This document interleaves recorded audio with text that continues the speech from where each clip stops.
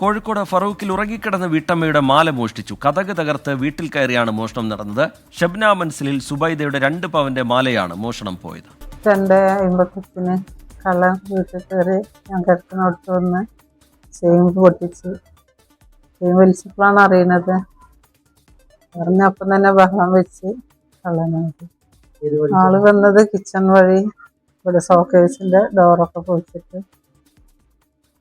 അകത്ത് കയറി. ഞാനിത് അറിഞ്ഞപ്പോ ഇപ്പുറത്തെ ഡോറ് തുറക്കാൻ വേണ്ടി പോയി. മക്കള് സമ്മതിക്കില്ല.